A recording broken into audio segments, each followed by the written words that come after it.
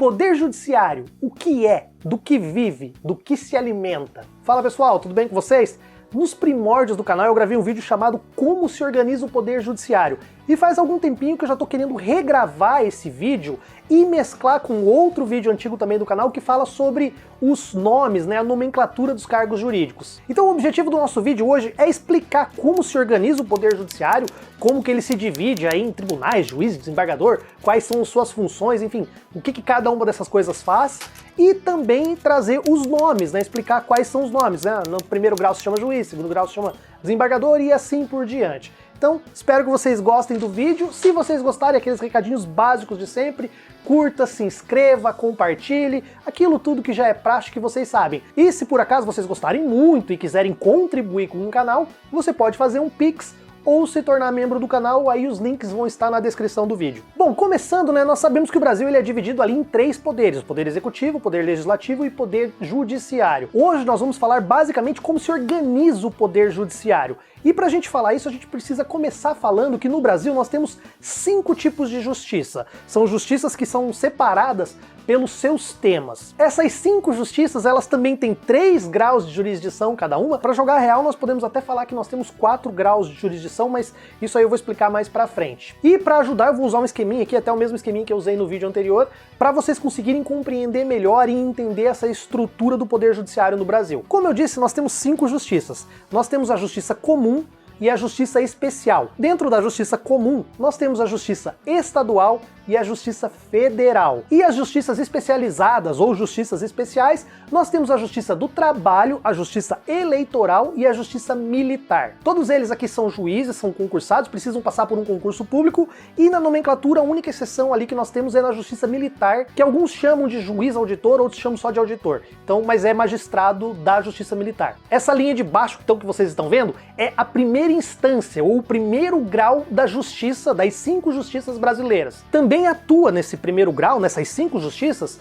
o Ministério Público. Nós temos o Ministério Público, aí nós temos o Ministério Público Estadual, que atua na Justiça Estadual, e o Ministério Público da União, que atua aí nas outras justiças, né? Tanto a federal, que é uma justiça comum, quanto as outras especializadas. O Ministério Público Estadual, o membro do Ministério Público Estadual desse primeiro nível, ele se chama promotor de justiça. Do Ministério Público Federal se chama procurador da República. E aí nós temos o procurador do trabalho e o procurador da justiça militar. Só para vocês entenderem então rapidamente, a justiça estadual, que é essa comum, é aquela justiça que tem em todas as cidades, do fórum. É a grande parte da justiça que todo mundo conhece, que vai julgar ali a questão penal, por exemplo, roubo, furto, homicídio. Ela vai julgar também as questões cíveis, contratos, compra, venda, empréstimo, enfim, todas essas matérias mais do dia a dia mesmo que as pessoas estão acostumadas. A Justiça Federal, ela também é considerada uma justiça comum, porque ela também vai trabalhar com questões penais e cíveis, mas que envolvem a União, que envolve o governo federal. Então o grosso da Justiça Federal basicamente é previdenciário, tá? E as questões tributárias que envolvem a União.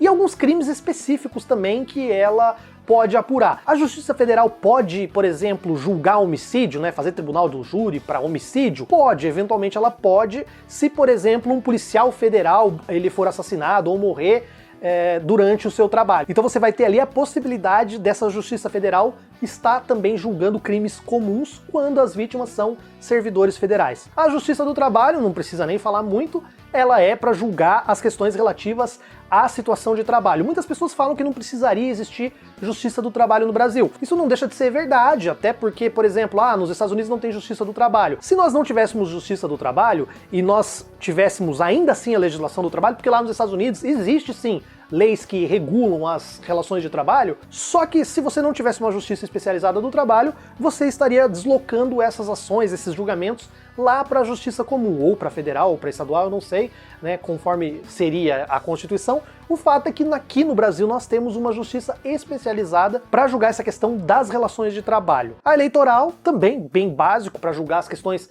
de crimes eleitorais, para fiscalizar as campanhas, os gastos, os partidos, essa questão eleitoral. E a militar, que pouca gente conhece, mas os nossos amigos de farda conhecem muito bem, é a justiça que vai cuidar ali da parte disciplinar, dos militares, e também é ali, por exemplo, que nós teríamos a única possibilidade ainda de aplicação de pena de morte no Brasil, que pode ser aplicado em caso de guerra, em algumas situações, lá no Código Penal Militar, seria julgado então nessa justiça militar. Nós temos um direito, ele não está explicitamente garantido na Constituição, mas está implicitamente garantido tanto na Constituição quanto no ordenamento jurídico, que é o direito ao segundo grau de jurisdição, ou do duplo grau de jurisdição. Ou seja, nós temos o direito de poder rever, de poder recorrer das decisões, tanto administrativas quanto as decisões judiciais que são tomadas ali em primeiro grau. Todas essas justiças, elas possuem um segundo grau, que são os tribunais de justiça. Nos tribunais de justiça, nós vamos falar dos 5 agora, os juízes passam a ser denominados desembargadores. E esses desembargadores são juízes que vêm do primeiro grau, que vão progredindo na carreira, e 1/5 do corpo dos desembargadores vem ou do Ministério Público ou da advocacia. Se chama a regra do quinto para dar uma diversificada ali no corpo de magistrados que vão compor os tribunais. Então, na Justiça Estadual nós temos os famosos TJs, os Tribunais de Justiça. Na Justiça Federal nós temos os Tribunais Regionais Federais. Na Justiça do Trabalho, nós temos os Tribunais Regionais do Trabalho. Na Justiça Eleitoral, os Tribunais Regionais Eleitorais. E na Militar, nem todos os estados têm, alguns estados não têm essa segunda instância, pula direto para a terceira, porque é uma questão de ter pouco quórum, poucas situações que exigem a necessidade, mas nós temos a figura ali do Tribunal de Justiça Militar. Beleza, até aqui é tranquilo, né? São os desembargadores que atuam aqui em segundo grau, aí os membros do Ministério Público que estão ali no segundo grau, eles passam a ser chamados todos de procuradores, mas aí seriam procuradores de justiça na estadual, os procuradores regionais da República lá no MPF, o procurador regional do trabalho, o procurador regional eleitoral, o procurador regional militar. Então, eles ganham essa denominação de procuradores, aí acaba uniformizando, né? Tem essa diferença de procurador da República e promotor de justiça, só lá no primeiro grau. Aqui eu vou inverter a ordem, porque nós estamos falando do terceiro grau. Esse terceiro grau não são todas as ações que têm direito de chegar e de serem julgados por esses tribunais superiores. Os nomes são esses mesmos,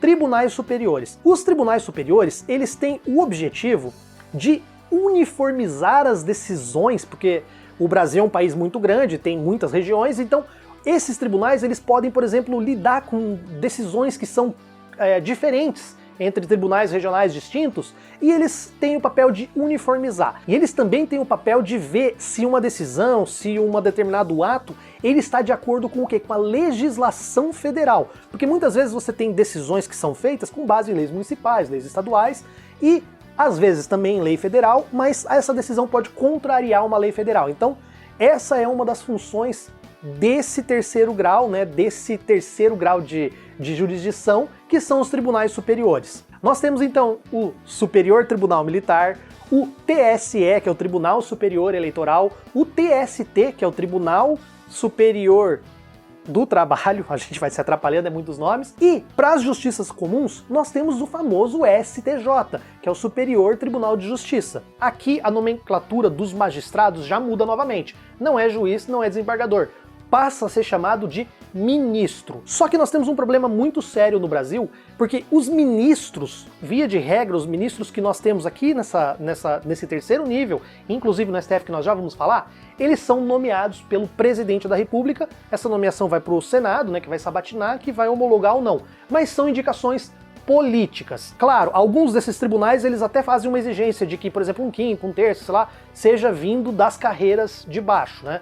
Mas ele tem a liberdade de colocar ali pessoas com notável saber jurídico. A pessoa não precisa nem ser graduada em direito, nem ser advogado, nem nada. Basta ter um notável saber jurídico. E o STF? Bom, o STF, que está acima de tudo, ele ainda entraria dentro desse terceiro grau de jurisdição. Se você estiver fazendo um concurso público, você vai ter que assinalar a alternativa de que o STF está no terceiro grau, né? Ele é uma terceira instância, porque formalmente não existe uma quarta instância no Brasil. Mas na prática não é isso que a gente vê, e eu vou deixar até algumas fontes, por exemplo, ex-ministros do STJ e do STF que corroboram, que falam que sim, no Brasil na prática nós temos 4 instâncias. Por que na prática nós temos 4 instâncias? Porque basicamente a função do STF, além de julgar algumas questões ali que envolvem crimes do presidente, crimes de deputados, senadores, que são competências que a gente fala competências originárias, né, que são atribuições que são exclusivas do STF, a principal função do STF é fazer o controle da constitucionalidade. Ela tem que ver se tudo que está sendo decidido de acordo com a nossa Constituição. Então, quando nós chegamos ali no segundo grau de jurisdição, na Justiça Comum, eu vou falar primeiro da Justiça Comum, porque tem uma pequena diferença aqui, mas vocês vão entender. Na Justiça Comum, que nós temos ali a Justiça Federal e a Justiça do Estado, quando eu chego no segundo grau e eu não concordo com aquela decisão, eu tenho que ver por que eu não estou concordando. Eu não estou concordando porque essa decisão, ou o que está sendo julgado, contraria uma lei federal? Se ela contrariar uma lei federal, eu vou poder apresentar um recurso para o STJ. Se, por outro lado, eu achar que aquilo não contraria uma lei federal, mas contraria a própria Constituição, eu não vou apresentar o recurso no STJ, eu vou apresentar o recurso direto no STF.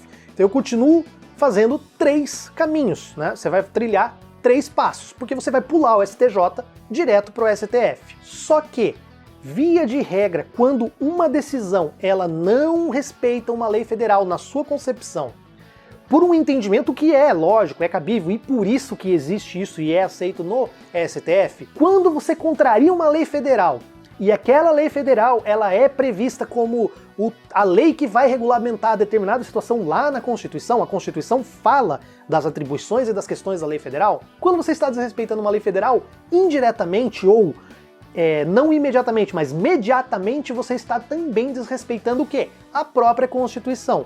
Então, quando você chega ali no STJ e termina o julgamento desse terceiro grau, cabe ainda um recurso para o STF, que vai fazer o papel de quarta instância. Então nós temos essa possibilidade de quarta instância no Brasil. E nas justiças especializadas, o controle de constitucionalidade, ele não pode ser feito do segundo grau direto para o STF. Ali, para não entulhar tanto o STF, ele tem que passar o quê? Primeiro pelo próprio Tribunal Superior. Então, para fazer esse julgamento de constitucionalidade, alguns dos tribunais, como é, por exemplo, o caso do Tribunal Eleitoral, ele também possui membros do STF no seu corpo.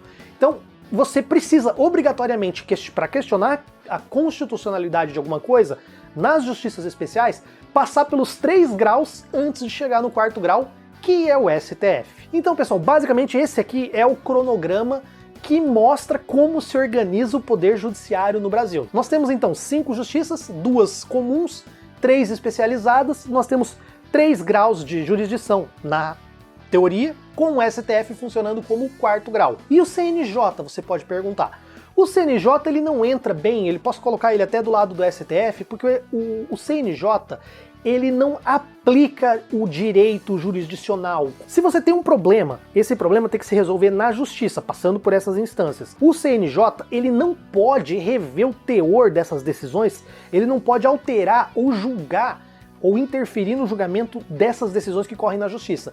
O CNJ, ele tem o poder de fiscalizar a atuação dos juízes e, por exemplo, aplicar punições, aplicar advertências para esses juízes que, por exemplo, estão agindo de uma forma errada. Então, ele é como se fosse um órgão fiscal do judiciário, mas que não pode entrar no mérito das decisões em si. E, equivalente ao Conselho Nacional de Justiça, nós temos o Conselho Nacional do Ministério Público, eu nem coloquei aqui, mas faz a mesma coisa com os membros do Ministério Público, né? Tanto os promotores quanto os procuradores de justiça. Então é isso, pessoal, eu não vou entrar em detalhes de quantos juízes, quantos desembargadores, quantos ministros são formados cada corte, porque isso é um detalhe mais técnico, um detalhe para quem é mais da área de direito, que não faz tanta diferença para quem quer conhecer a estrutura do Poder Judiciário. Se por acaso vocês não entenderam alguma coisa, ou ficou alguma coisa confuso, não ficou bem explicado, deixe aí nos comentários sua pergunta, sua crítica, sua sugestão, e a gente pode, de repente, no próximo vídeo, ou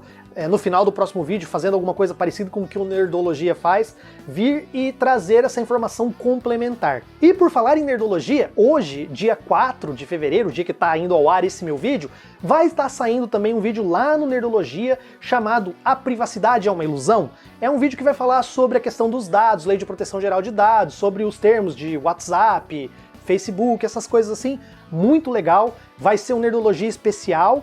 E eu quero que vocês assistam até o fim esse Nerdologia aí, que foi feito pelas minhas amigas, pelas minhas colegas lá do Peixe Babel, a Vivi e a Camila, e que vocês assistam até o final, porque de repente vocês vão encontrar outros conhecidos ou algum outro conhecido lá nesse Nerdologia. Pessoal, Eu vou ficando por aqui, eu quero deixar aqui um grande abraço a todos e nos vemos no próximo vídeo.